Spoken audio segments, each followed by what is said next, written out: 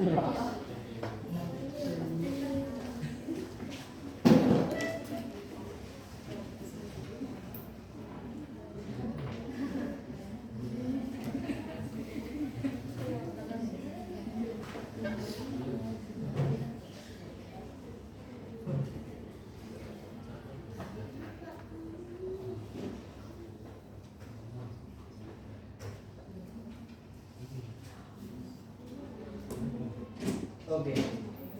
Assalamualaikum warahmatullahi wabarakatuh. Waalaikumsalam warahmatullahi wabarakatuh. Selamat pagi murid-murid. Pagi Pak. Sebelum kita mulai pembelajaran, alangkah baiknya kita berdoa terlebih dahulu ya. Ada kayaknya yang mau bikin doa? Boleh, silakan. Hadir. Baca doa belajar. Ya. Sebelum kita belajar, alangkah baiknya kita berdoa terlebih dahulu.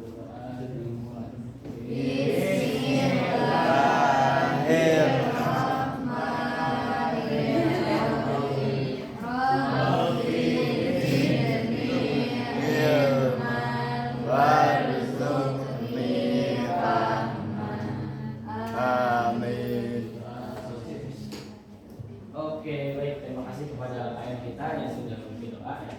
Di sini Bapak ingin bertanya dulu ya. Ada yang dari kalangan non muslim barangkali di sini? Oh, oke, ada. Silakan. Bapak memberikan kebebasan bagi saudara kita yang non muslim, boleh ikut pelajaran ya, atau boleh di luar juga silakan. Silakan ya. Itu. Kalau untuk sama belajar berbahasa ya, sampai akhir, silakan sampai bawah Supaya hatam. Oke. Bapak mau tanya lagi. Sebelum itu kita bikin kesepakatan dulu ya, gimana? Bikin kesepakatan kalau misalkan Bapak bertanya ataupun kalian bertanya, kita nggak ada nanti nggak ada respon yang kayak kamu nanya. Itu bisa mengganggu ya. Nah, buat kesepakatan dulu selama pembelajaran ini kita jangan ada istilah yang kamu nanya ya. Kita sampaikan dulu ya, nanti belakangan. Oke, baik. Sebelumnya lagi ada yang semuanya udah pada sarapan? Belum. Yang belum sarapan dulu silakan. Karena saya selalu ingat pesan dosen saya waktu kuliah ya. Karena suruh sarapan dulu sebelum pelajaran supaya pelajaran kita masuk gitu ya. Ya gitu ya. Baik, sebelumnya saya senang apabila dipanggil bapak, dipanggil kakak. Kakak juga senang ya? Kakak ya. Karena kalau bapak itu biasanya lebih tua ya, karena bapak guru. Nah, terus tapi saya pengennya lebih ke biar dekat aja karena umur kita nggak beda jauh. Kalian kelas 12 SMA ya, sedangkan saya masih 20-an ya, masih 20-an gitu. Jadi panggil kakak guru aja. Kakak guru boleh, asal jangan kang guru ya. Jangan. Oke, langsung saja kita mulai ke materi. Sebelum materi, kalian udah ada yang sarapan yang belum? Kita latihan dulu ya, latihan konsentrasi dulu. Mau? Boleh? Oke. Karena kalian kelas 12 kita latihan konsentrasi. Gimana kalau misalkan saya kasih aba-aba, ada namanya permainan ini, aba-aba pagi, siang, sore, malam. Nah kalau pagi kalian tepuk sekali, kalau siang 2 kali, kalau sore 3 kali, kalau malam nah benar ya, itu artinya nggak boleh berbicara, nggak boleh berisik. Yang salah nanti kasih hukuman di akhir. Ya, oke. Siap? Siap. Pagi, siang, malam. Kalian ya. Nanti di akhir ya. Oke. Sekali lagi. Belum konsentrasi berarti itu. Pagi, siang, pagi, malam. Oke, sekali lagi. Malam, siang, malam. Oke. Oke, sudah ya. Saya ada pantun buat kalian semuanya. Ada guru depan murid-murid. Wah, gurunya keren banget. Ternyata muridnya lebih keren. Oke. Lanjut ya. Uhuy, uhuy. Ya, itu nggak nyambung ya. Nggak nyambung maksudnya. Oke, lanjut aja ke materi. Waktunya habis. Nah, minggu lalu kita membahas tentang kodar ya. Kodar itu menjelaskan tentang sunatullah, ada yang takbir Allah yang tadi ya, takbir Allah yang kemarin, takbir Allah yang bisa diubah dan tidak bisa diubah. Yang bisa diubah itu kan seperti apa? Karir kita misalnya yang tidak bisa diubah adalah takdir yang seperti kematian gitu ya. Nah, ini sama juga ada kaitannya dengan materi kita yang saling berkesinambungan, yaitu menghidupkan nurani dengan berpikir kritis. Nah, sebelum saya menjelaskan materinya definisinya, saya di sini akan menunjukkan beberapa gambar ya. Ada 4 gambar. Ini tugas individu ya. Silakan ada siapa saja yang mau menanggapi atau memberikan penjelasan tentang gambar ini yang kalian ketahui, terus dikaitkan dengan berpikir kritis. Hikmahnya apa dari gambar-gambar ini? Silakan. Ada yang mau? Silakan. Angkat tangan atau ke depan aja, ke depan boleh. Silakan. Yang mau? Ya boleh. Ya. Silakan. Mau ke depan? Silakan. Oh di situ aja. Oh, enggak ada. Saya pilih mana? gambar fenomena siang dan malam. Oh ini. Oh ini gitu. Silakan. Kenapa? Karena Allah menggilirkan siang dan malam supaya manusia bisa bekerja dan istirahat. Oke, luar biasa. Ada lagi teman-teman yang mau? Saya Pak. Oh, Desi, silakan Desi. Saya memilih tentang gerhana bulan. Tentang Kenapa? gerhana. Kenapa gerhana bulan? Ini bulan apa matahari? Ya, Gerhana. boleh sama aja ya, bulan matahari ya. Pokoknya gerhana.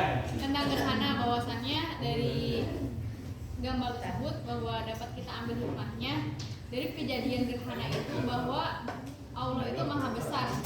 Allah yang mampu mengatur planet-planet bumi, matahari dan bulan dengan sejajar, gitu Pak. Oke, terima kasih Desi atas jawabannya. Nah, jadi alhamdulillah tadi teman-teman sudah ada yang berani menjawab ya tentang beberapa fenomena-fenomena alam yang yang ada di sekitar kita. Lalu kita ambil hikmahnya dan dikaitkan dengan berpikir kritis. Walaupun Bapak belum menjelaskan, tapi alhamdulillah kalian sudah bisa menjawab atau bisa mendemonstrasikan gitu ya. Lanjut. Ini ada tugas kelompok. Kalau tadi individu, ini kelompok ya. Bapak udah bentuk kelompoknya. Kelompok 1 ada Ajir, Dea, Alda, dan Afifa. Kelompok 2 ada Aisyah, Amer, Cindy, dan Desi. Nah, gitu ya. Ini tugasnya apa? Mengambil hikmah dari 1 atau 2 kejadian, fakta atau fenomena. Kemudian dijelaskan kayak tadi ya, berpikir kritis. Silakan. Untuk kelompok 1 dan kelompok 2 silakan diskusikan dulu ya. Fenomena apa yang mau kalian ambil dari fakta kejadian di hari ini ya, di dunia hari ini? Nanti tolong nanti yang sudah nanti ada pandangan kayak tadi masing-masing kelompoknya. Terus fenomena apa, terus hikmahnya apa? Silahkan, ayo berpikir kritis dulu sebelum Bapak nanti apa jelaskan.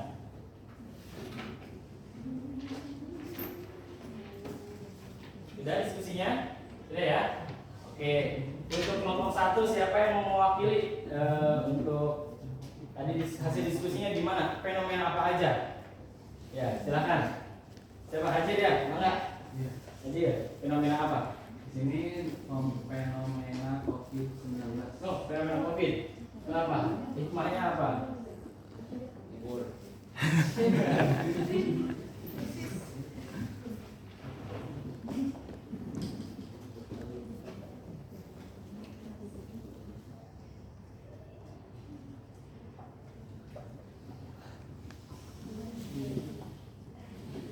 Bapak, ayo. Bentar, oke.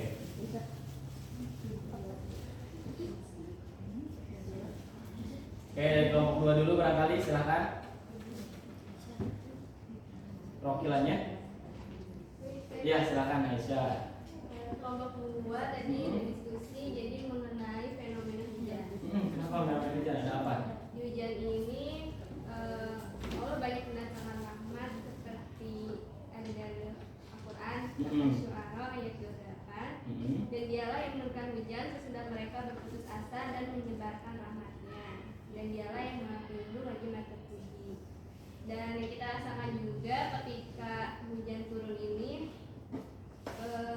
dapat menyuburkan tanaman-tanaman yang dibutuhkan manusia dan semua makhluk yang hidup di bumi, menumbuhkan pepohonan dan buah-buahan dan biji tanaman yang dibutuhkan manusia. Oke, tepuk tangan dulu dong buat kelompok 2. Kelompok 1 apa hasil diskusinya tadi? Tadi fenomena COVID katanya. Jadi masih ngambil Fenomena COVID ini jadi yang kita tahu bahwa perjalanan manusia itu adalah misteri yang ditebak oleh manusia, bahkan oleh diri sendiri. Allah Sang Maha Pengatur telah menuliskan dalam kehidupan manusia jauh sebelum manusia itu dilahirkan ke dunia termasuk usia. Nah, di sini fenomena COVID-19 ini telah menyadarkan manusia bahwa dirinya tak lebih dari butiran debu di hadapan Sang Maha Pencipta. Benda kecil tak kasat mata itu telah mempropagandakan sendi kehidupan manusia, kematian dan kesembuhan berdasar atas kuasa Sang Maha Pencipta. Oke, tepuk tangan dulu dong. Jadi tadi alhamdulillah dari diskusi kelompok dari tadi Aisyah yang sudah mewakili kelompok 1, kelompok 2, kemudian Haji yang mewakili kelompok 1 menjelaskan tentang tugas kelompoknya mengambil hikmah dari fenomena COVID dan fenomena hujan, dan bahwasanya tadi sudah dijelaskan bahwa hujan itu rahmat dari Allah. Terus COVID itu tadi menyadarkan manusia ya betapa nggak bisa diprediksi ya itu virus yang kita alami kemarin selama 2 tahun gitu, sehingga belajar menjadi online gitu ya. Oke, alhamdulillah tadi tugas individu dan kelompoknya sudah. Nah, lanjut kita langsung ke dalil berpikir ilmiah. Nah, kalau misalkan kita kan sudah tahu ya istilahnya berpikir kritis itu apa. Berpikir kritis mungkin teman-teman ada yang pahami, berpikir mendalam, berpikir secara nggak cepat ya, secara tepat gitu ya. Nah, di sini ada dalilnya ya. Jadi bahwa Islam juga menjelaskan tentang berpikir kritis itu, ada dalilnya. Nah, di sini ada dalil awalnya dari Quran surat berapa ini? Ada yang tahu? Ali Imran ayat 190 sampai 91. Ada yang mau membacakan? Silakan. Aziz.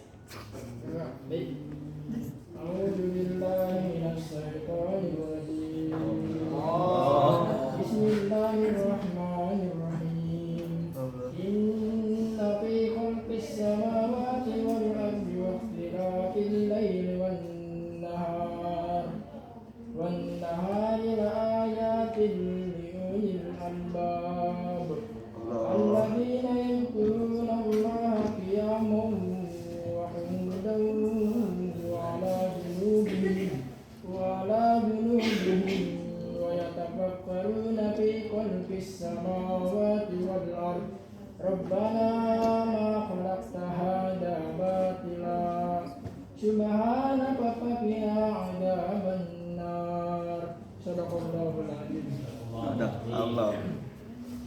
Yang artinya yaitu orang-orang yang mengingat Allah sambil berdiri atau duduk dan dalam keadaan berbaring, dan mereka memikirkan tentang penciptaan langit dan bumi. Saya berkata, ya Tuhan kami, tidaklah Engkau menciptakan ini dengan sia-sia. Maksud Engkau, maka pelihara kami dari siksa api neraka. Luar biasa ya, ini dalil Al-Quran tentang berpikir kritis. Nah, tadi kita sudah membaca ya. Jadi nanti materi berpikir kritis ini selain kalian nanti bisa membaca Al-Quran, kalian juga nanti bisa menganalisis ya. Nanti Bapak suruh analisis tajwidnya. Terus kemudian nanti Bapak juga akan kasih manfaat dari berpikir kritis itu apa. Terus lanjut kita nanti insya Allah setelah belajar materi berpikir kritis ini kita bisa menerapkan dalam kehidupan kita sehari-hari ya. Itu tujuan dari materi berpikir kritis ini. Lanjut ya, itu sudah ada dalilnya tentang berpikir kritis. Nah, gak afdol kalau kita hanya membaca dalil secara tekstual aja ya. Nah itu kalau kita memahami ayat Al-Quran itu harus keseluruhan, kita harus tahu maknanya, harus tahu asbabun nuzul, sebab turunnya ayat Al-Quran itu untuk apa. Di sini asbabun nuzul Quran surat Al-Imran yaitu diawali dengan kedatangan orang-orang Yahudi, orang-orang Quraisy ke kaum Yahudi. Nah, kemudian mereka para kaum Quraisy ini bertanya bukti-bukti kebenaran yang membawa Nabi Musa, gitu ya. Bukti-bukti kebenaran Nabi Isa. Kemudian kaum Yahudi pun menjawab, kaum Nabi Musa tahu kan? Yaitu mukjizatnya apa? Nabi Musa lautan menjadi ular. Terus apa lagi? Ular lautan. Terus kalau mukjizat Nabi Isa menghidupkan orang mati. Terus kemudian ada yang penyakit buta ya langsung sembuhkan orang yang sakit atau mati, yang sudah mati disembuhkan atau dihidupkan kembali. Itu mukjizat Nabi Isa. Kemudian orang-orang Quraisy itu mendatangi Rasulullah dan berkata, mintalah dari Tuhanmu agar bukti safa itu bukti safa itu menjadi emas untuk kami. Lantas Rasulullah berdoa dan turunlah surat ini. Jadi Rasulullah mungkin yang kita tahu nabi-nabi terdahulu punya mukjizat ya, yaitu supranatural. Supranatural itu yang kayak goib-goib kayak angkat menjadi ular, membelah lautan, terus menghidupkan orang mati. Nah, tapi nabi kita Nabi Muhammad ini tidak memiliki mukjizat yang supranatural. Makanya ditanya oleh orang-orang Quraisy sama orang Yahudi ini, apa buktinya Nabi Muhammad ini? Kalau apa buktinya kau nabi? Apa buktinya kau adalah nabi itu? Itu tuh nabi-nabi dulu tuh punya mukjizat yang supranatural hebat-hebat gitu. Nah, tapi Nabi Muhammad apa buktinya? Coba mintalah ke Tuhanmu katanya, kata kaum Quraisy, mintalah ke Tuhanmu supaya itu tuh bukit Safa itu jadi emas gitu. Nah, terus langsung Rasulullah berdoa ya Allah minta doa kepada Allah agar bisa diturunkan mukjizat misalnya, mukjizat seperti Nabi-Nabi terdahulu. Tapi Allah menjawab di surat Ali Imran ayat 190 dan 191 ini. Jadi kenapa Rasul kita Nabi Muhammad itu gak ada mukjizat yang mukjizat yang supranatural? Karena zaman kapasitas kemampuan berpikir orang-orang zaman dulu itu kecil, istilahnya volume otaknya yang kecil, terus kemampuan berpikirnya juga mereka masih sederhana gitu. Nah, kalau zaman sekarang manusia mampu berpikir secara kritis. Jadi umat-umat Nabi Muhammad ini adalah umat-umat yang memang dari segi pemikiran atau kemampuan berpikir itu lebih pintar gitu. Nah, kemudian jadi percuma kalau misalkan jadi zaman dahulu kaum Yahudi misalkan sudah dibuktikan tongkat menjadi ular, terus apalagi laut menjadi dibelah, terus tapi tetap umatnya mungkar lagi atau umatnya malah jadi ini lagi, kafir lagi. Terus Nabi Isa juga sama, seiring berjalannya waktu udah ditunjukkan bukti bisa berbicara, pas lahir, terus misalkan bisa menghidupkan orang mati, tapi tetap ya walaupun udah bukti-bukti secara real gitu, secara supranatural kayak nggak mungkin ini orang ini nabi gitu. Nah tapi tetap ingkar lagi gitu. Nah, Allah punya maksud lain di dalam di zaman Nabi Muhammad ini supaya kita nggak hanya percaya Nabi Muhammad itu bukan hanya kita perlu mukjizat, nggak perlu gitu mukjizat yang besar-besar. Coba lihat aja fenomena siang malam, gerhana bulan, apalagi fenomena-fenomena yang tadi ya sudah dijelaskan oleh kelompok. Jadi sehingga fenomena ini tuh sehingga dari Quran surat Ali Imran ini tuh menjelaskan buat kita bahwa umat Nabi Muhammad ini cukup kita pelajari ayat-ayat yang di dalam Al-Quran ataupun kita pelajari kondisi alam ini, pergantian siang dan malam itu sudah cukup untuk kita bisa menambah keimanan. Oke, itu asbabun nuzulnya. Sudah ya, sudah tahu ya. Terus ini pengertian berpikir kritis menurut para ahli ya. Ini kita kaji secara teoritis. Berpikir kritis cara beralasan dan reflektif dengan pembuatan keputusan tentang apa yang harus dipercaya dan dilakukan. Terus menurut Johnson, berpikir kritis adalah sebuah proses yang sadar serta sengaja yang digunakan untuk menafsirkan dan mengevaluasi berita secara pengalaman dan jumlah sikap yang reflektif. Itu menurut teori berpikir kritis. Nah, lanjut ya. Setelah itu kita analisis. Oh iya, kenapa dia? Gak jadi. Oke, kita analisis tajwidnya ya. Yuk bareng-bareng kita buka Quran surat Al-Imran.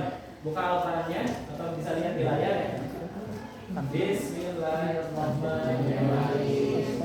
Inna itu hukumnya apa? Ayo bareng-bareng. Guna. Oke. As-samawati. Nanti seterusnya kita kalian pelajari. Itu sudah. Oke, kita sudah analisis tajwid ya. Terus hadis tentang berpikir kritis ya. Mau bisa bacakan hadisnya? Silakan Dede.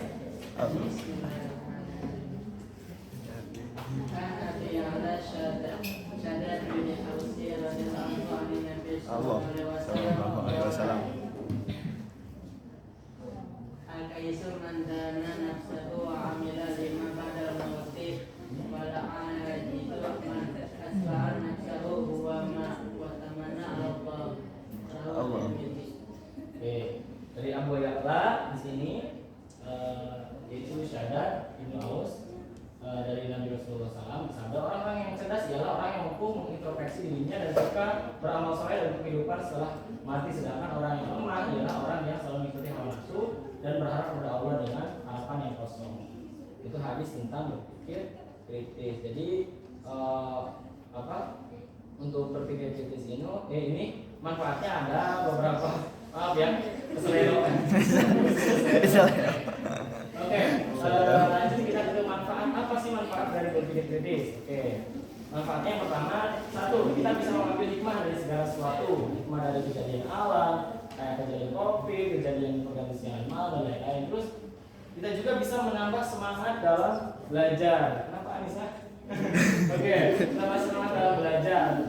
Kalau kita berpikir kritis ya, kita akan semangat belajarnya, terus bisa memilah yang baik dan buruk. Kalau kita misalkan bisa berpikir kritis atas misalkan informasi yang tersebar, misalkan ada banyak informasi-informasi yang di dunia maya ya, itu kalau kita nggak berpikir kritis memilah-milih yang baik dan buruknya, kita nggak tahu gitu. Nah, terus ada yang keempat, tidak mudah tertipu daya oleh dunia.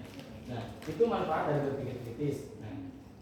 Baik, itu saja mungkin yang Bapak atau Kakak guru sampaikan ya. Intinya dari materi ini kalian harus senantiasa berpikir kritis. Jangan berpikir tahayul, jangan berpikir sederhana, tapi harus berpikir kritis. Berpikir tahayul itu apa? Gak mau nanti awas nanti kamu kalau misalkan duduk di pinggir pintu nanti jomblo atau terus kalau berpikir sederhana gimana? Sederhana itu kalau kamu sakit minum obatnya apa aja? Ya udah apa aja. Misalkan kalau kamu sakit minum obatnya obat pusing satu, nggak lanjut, ya udah sebungkus aja 4 misalkan 5, nah itu berpikir sederhana. Kalau berpikir kritis, kita ada masalah, kita cari solusi yang terbaik, kemudian kita pecahkan. Oke, itu saja yang mungkin Bapak akan dulu sampaikan ya atas belajar kita hari ini. Semoga bisa diambil hikmahnya ya untuk kalian semuanya. Ada pantun lagi ya dari saya. Belum. Oke, jalan-jalan ke Bekasi. Cukup sekian dan terima kasih. Satu lagi, coba angkat tangannya semuanya. Angkat tangan.